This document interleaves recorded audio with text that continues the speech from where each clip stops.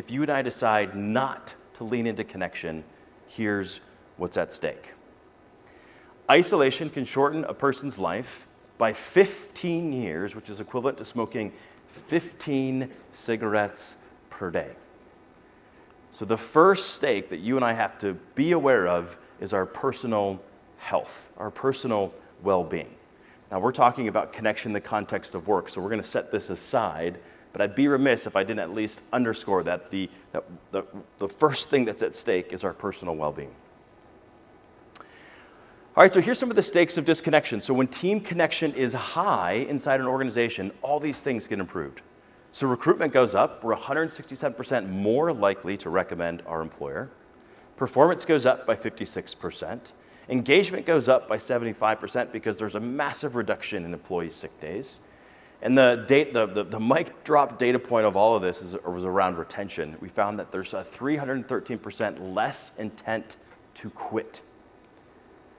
Now, all of these data points would surprise any other audience except for this one, because now you know the significance of connection. We looked at Harvard University's study of adult development showing that connection is our most significant need. It's not our most urgent need, but it's our most significant need.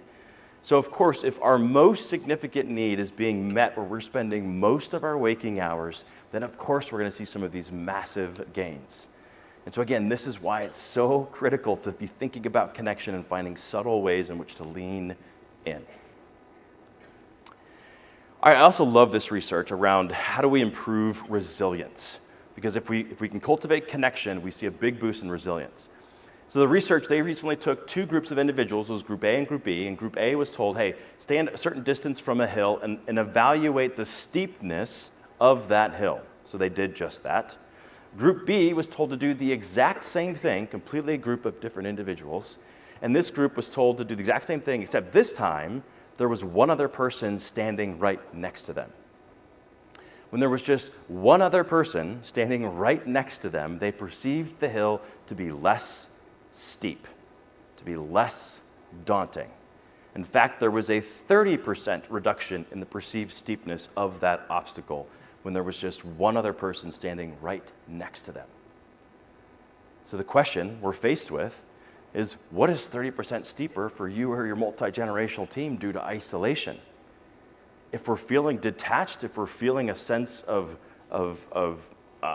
isolation and disconnection, that we're tackling the objectives of the team alone, things get a lot harder, professionally and certainly personally as well. If we feel like we're going things at it alone, things get really tough.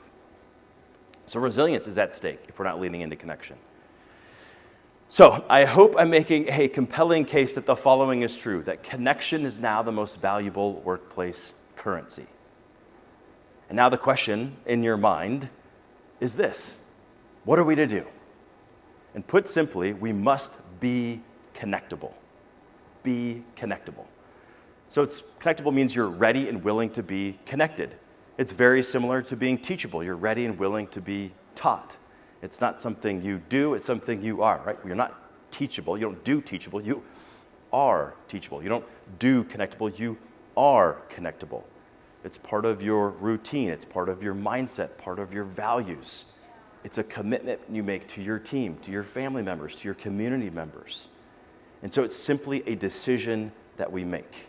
And so I'm inviting you today to choose to be connectable.